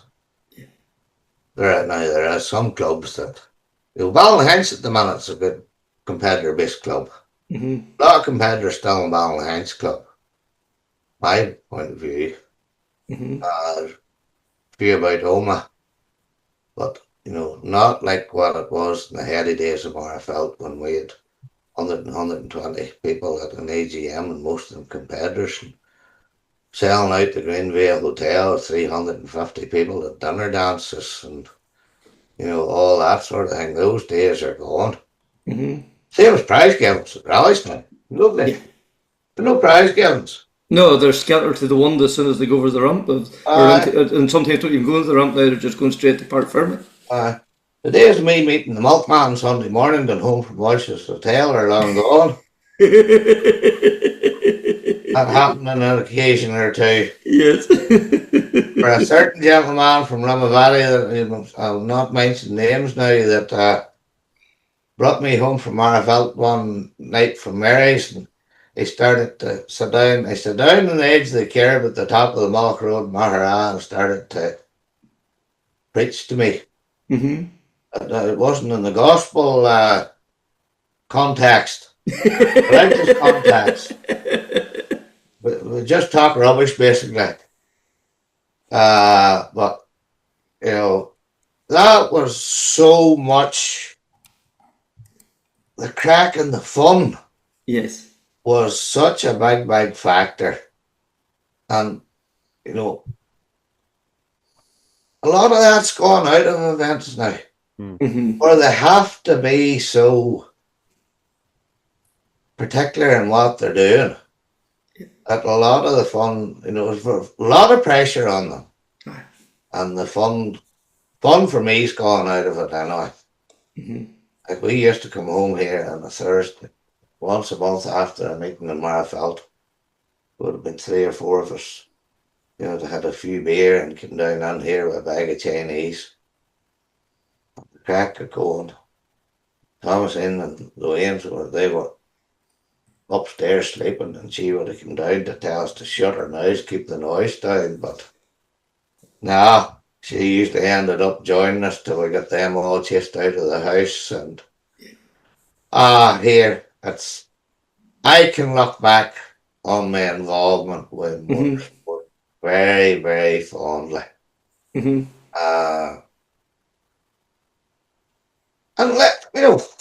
hope it continues. Yeah. Oh, yeah, because this is by no means the end of the story, well, who knows? Yeah, but 40 years, and you've travelled the world, you've met great people, you've given a lot to the sport, but you've got a lot back from the sport as well.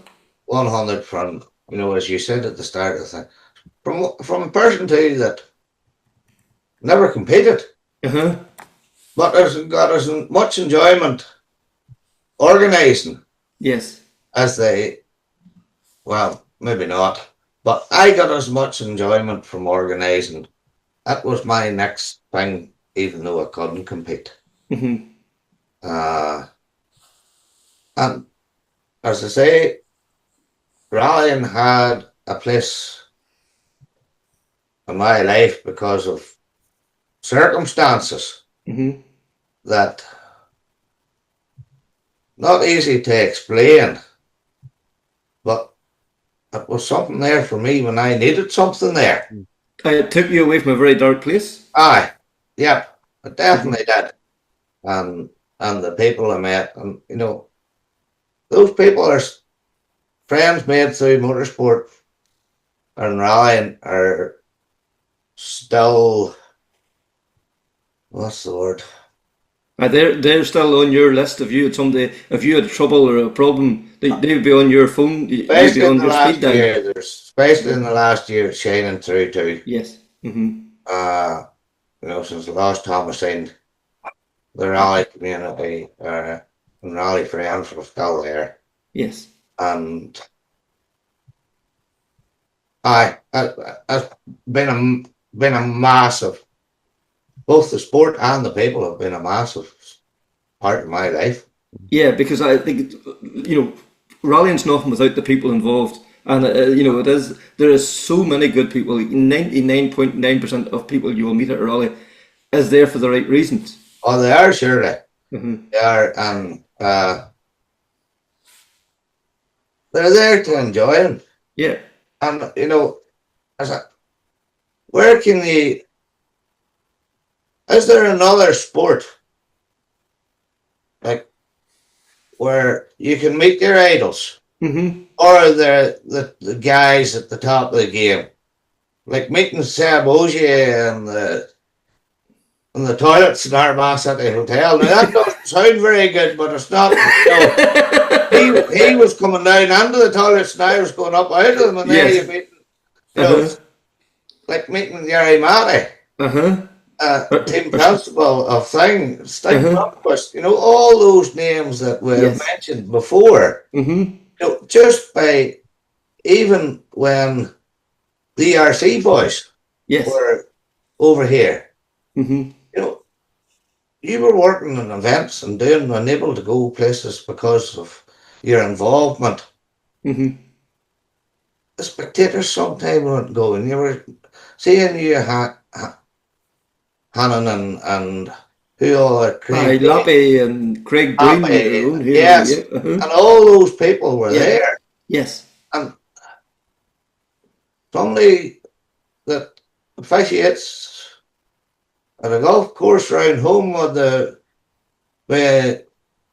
fit to meet all these boys at the Open now in Portrush, I don't know. I would doubt it. You know, somebody in darts. Yes. They get to go to the Worlds and you know, brush shoulders with like I don't know, Rory McIlroy or whatever. Yep. So I think Ryan's very unique in that respect. And it's not only brushing shoulders; like they will give you the time of day. They will chat to you. You know, as well. So open. Yeah, without a doubt. You know, something I think we're lucky in that respect. And then another thing too, as well too, that rallying is so good at, you know, if there is something goes wrong or whatever, they surround people and, you know, lift them. You've been the recipient of that as well, and you've helped out as well. Like I'm thinking a few years ago, the rally of 1,000 entries.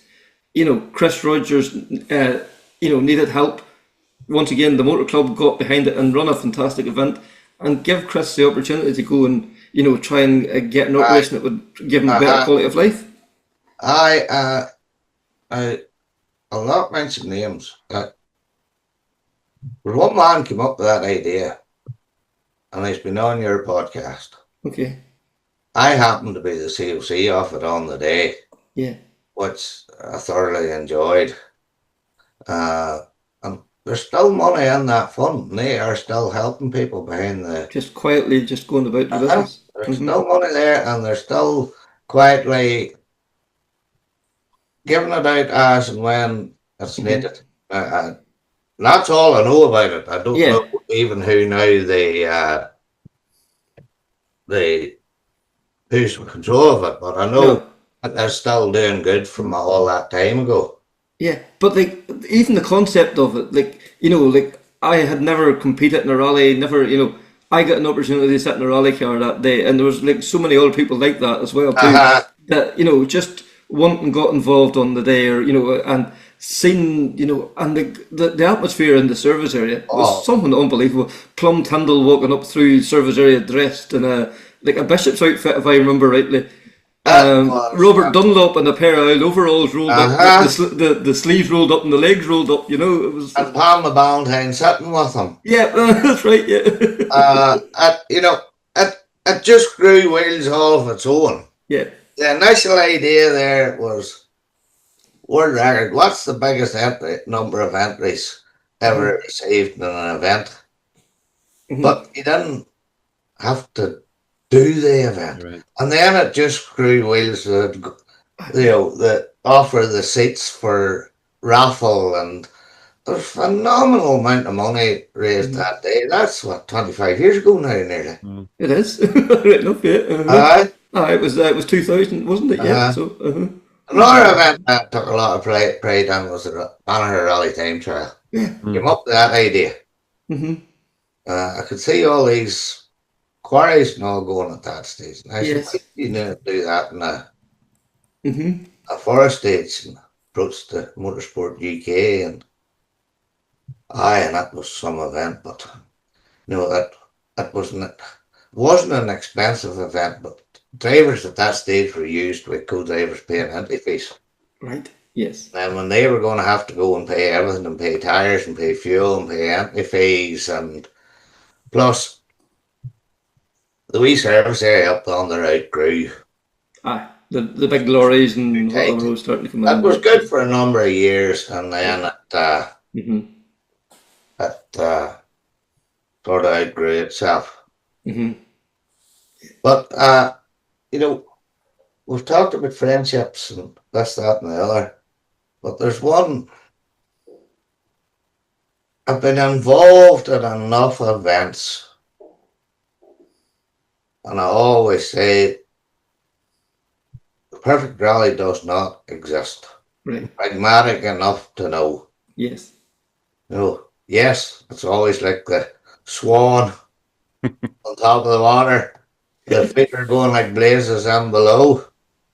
There's just so many elements in an event that can go wrong or can happen.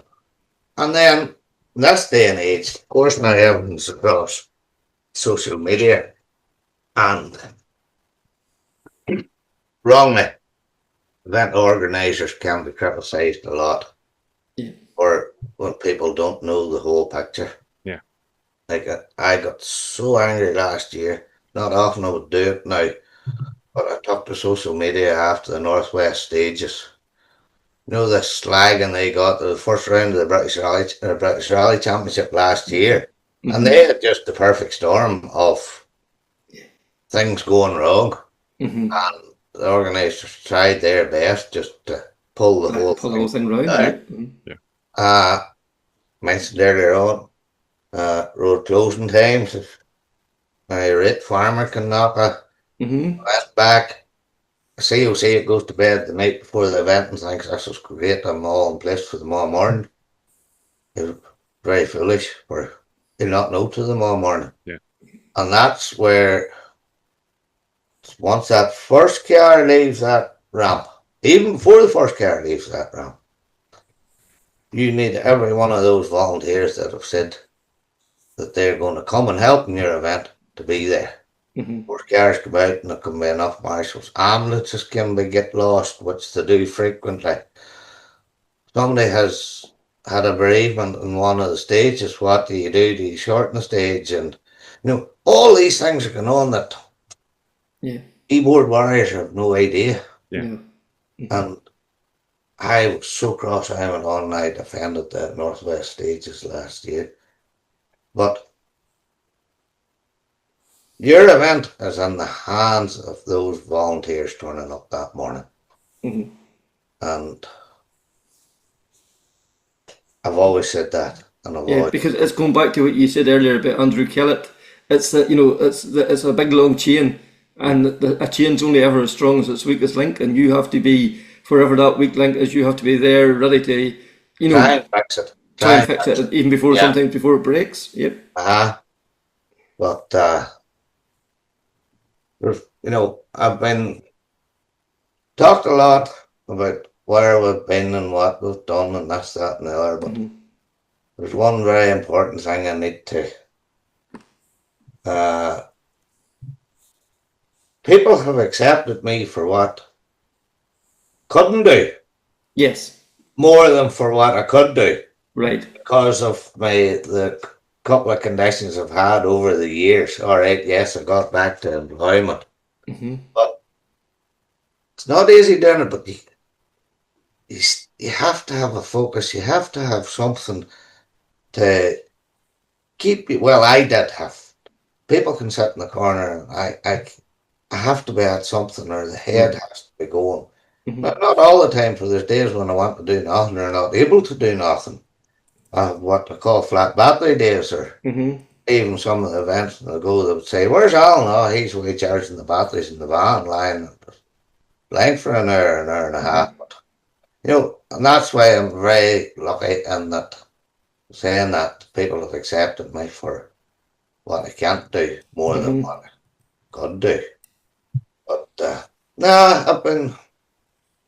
But they accept you for that because of what you can bring as well too. You have to flip it on its head as well too. You're there because they know you can do a job, and you can do it to an exceptionally high level as well. We'll go back to Morocco. The first year going with no maps. Second year, I had learnt that you could get the road book online. So I was sitting here and going through the road book and lifting out the GPS and putting them onto Google Earth, and then making up my own map. And then putting it in the KMZ file that you could share around the boys then, and everybody had it. Yes. Long before, and I was then putting it on to printing out maps, and got a map of Morocco when I get home off eBay or somewhere, and scanned it, and then by that stage I had it on scanned onto the computer, and I was fit to learning to mark the maps and all this sort of thing. Yes. And I was producing basically my own rally maps book, like what Bobby did.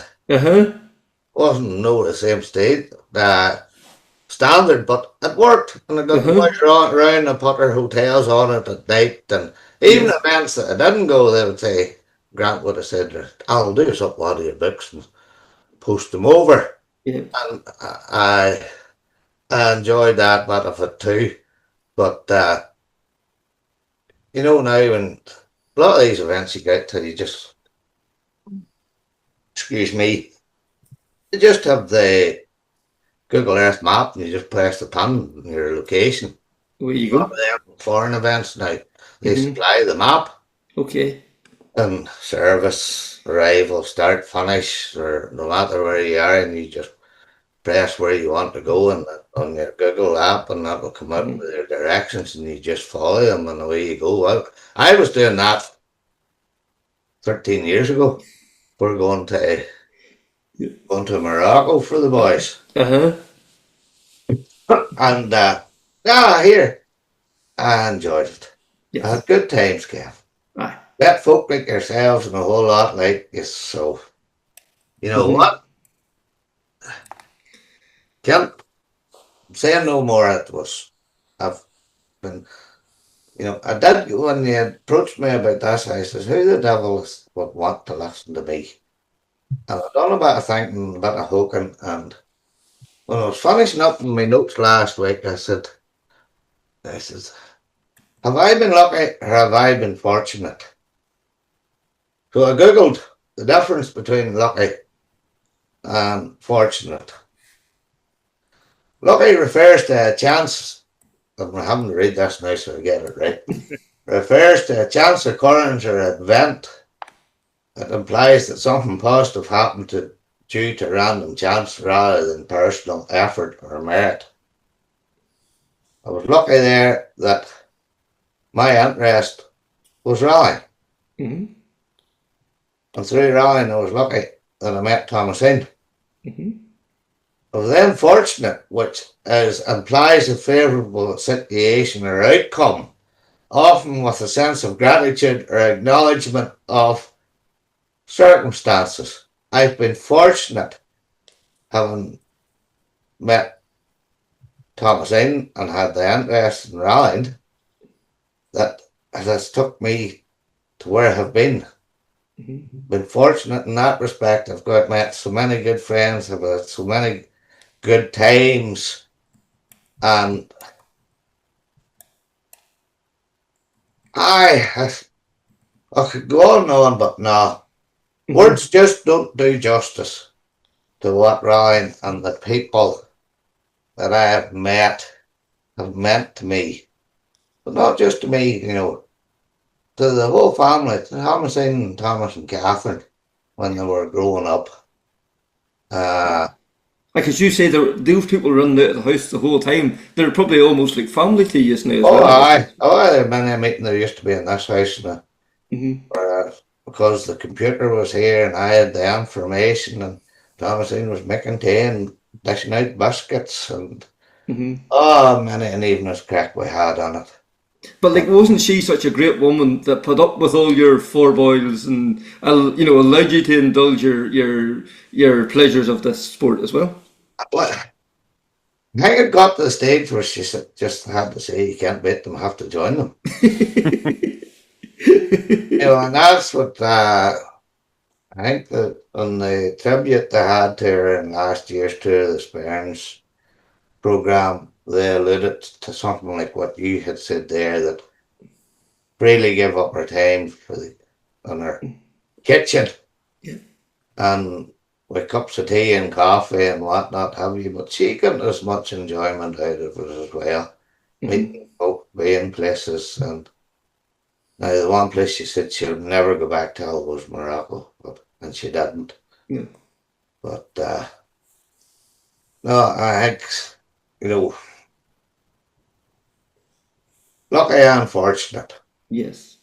And, like, again, that's probably something we don't ever see is, we all look at, the COCs and their, this job they're doing, as you talk about the Swan gliding along. They have all got families and partners at home and wives or whatever. And, they have to deal with all the fallout from these events as well. 100%. Any COC or official at any event has to have a very understanding partner and family, because the infringement of running any modern day rally now that it has in the household is something else. And I suppose, Alan, then the final thing is, like, we've probably even already touched this on a few times, like what the sport has given you, but like you have to acknowledge too, you've given the sport an awful lot. You're not sitting in that office along with Andrew Kellett or Gordon Noble or Tom Walsh or these people. You're bringing something to the party. You're bringing, a voice that has to be listened to as well. And you need to give yourself credit for that as well too, because you have helped to lift that, lift the all those boats higher to the next level as well too.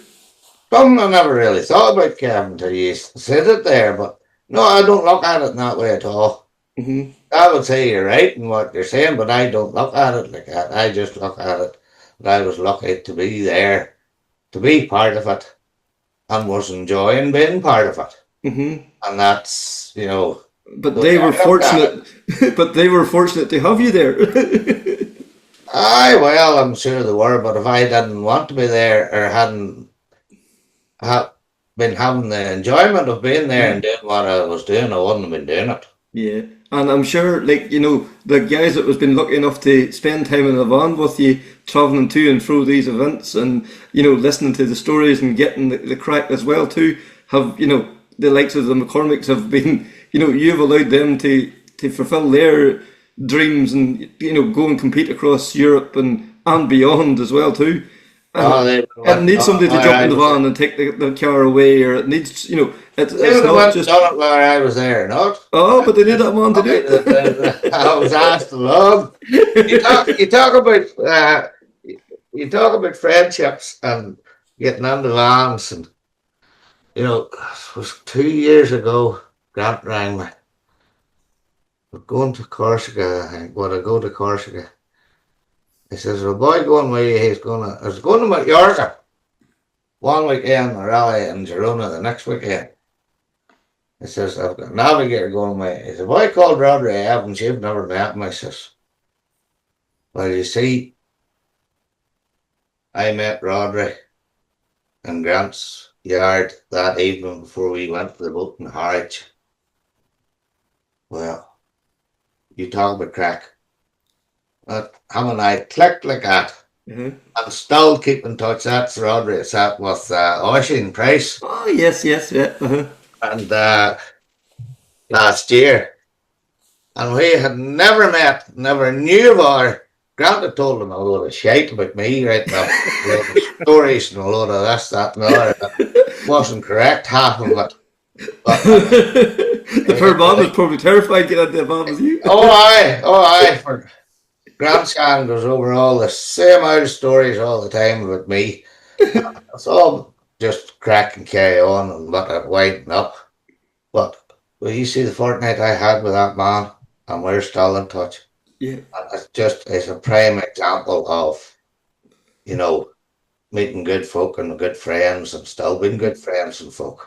Yeah, and another too was your adventures in Africa with the Datsuns as well too. Like another car very close to my heart. But the way they have resurrected that team and very successfully as well too. He sadly lost him last year too. Philip Hemans. That man didn't know about Datsuns.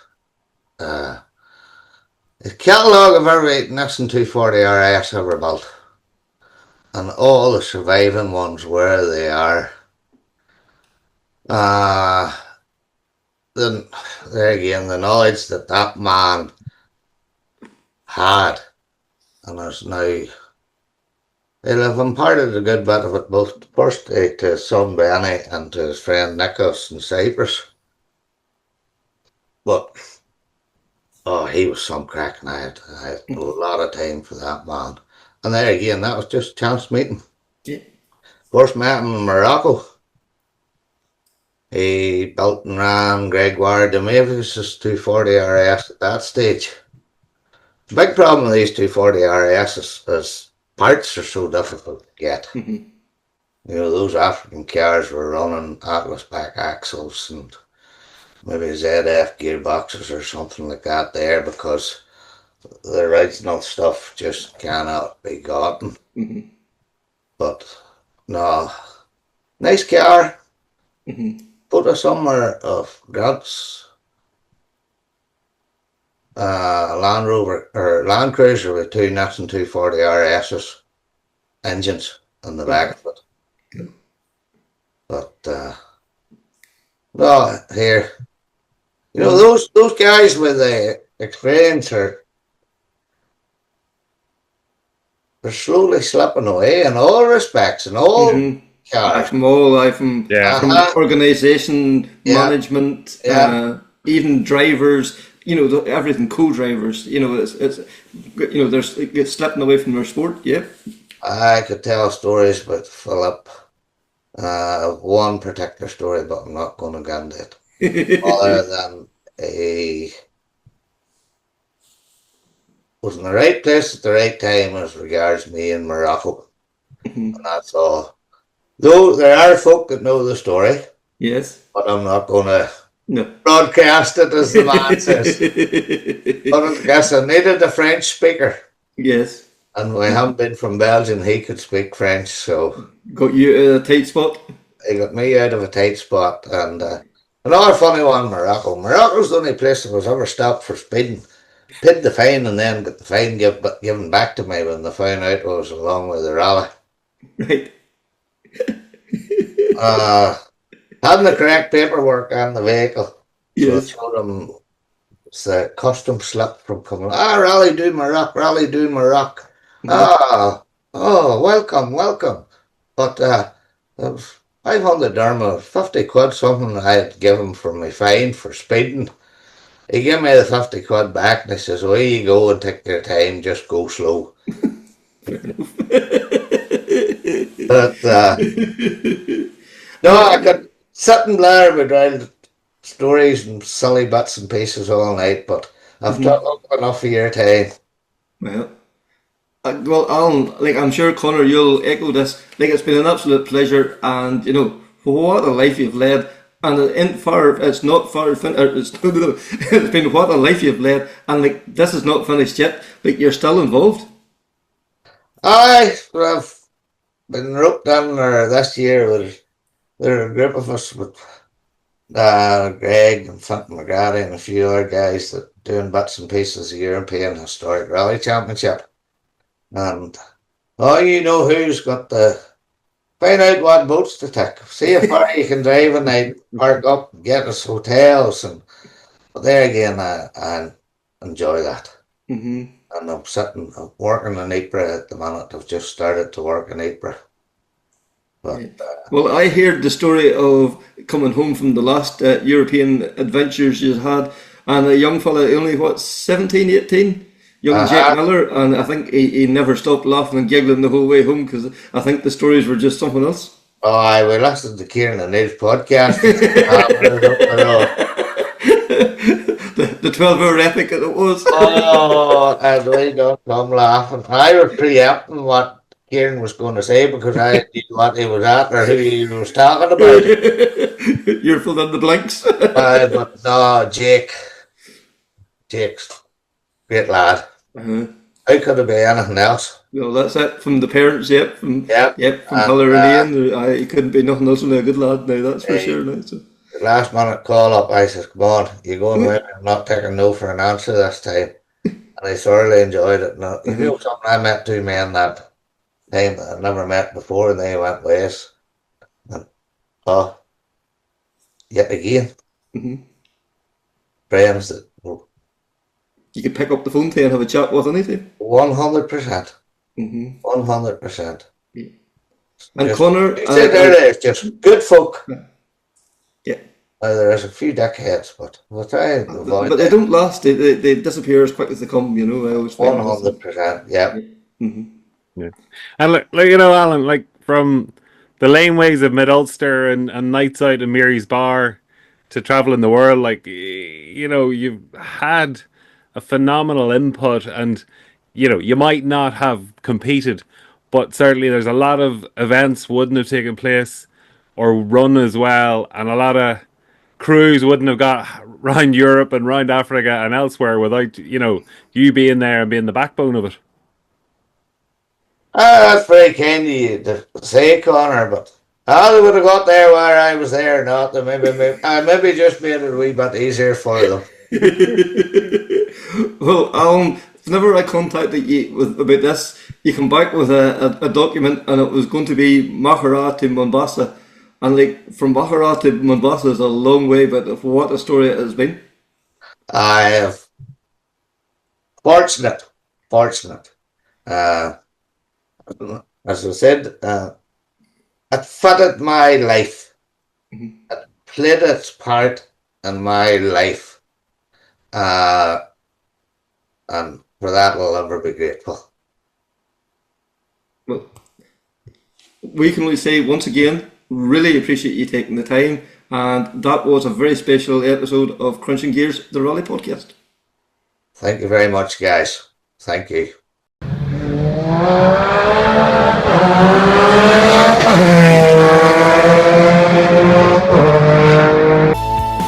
That's the proudest day and the proudest time and the seat of a rally car, because that day and that hour and those minutes I got the bit between my teeth. I really stood up and was counted and said, this is not getting away. I remember when we pulled on our helmets and Donald says to me, what are we doing? I said, we're going for gold, Barrett. That's all was said. I can still picture that run. That was just the best run ever.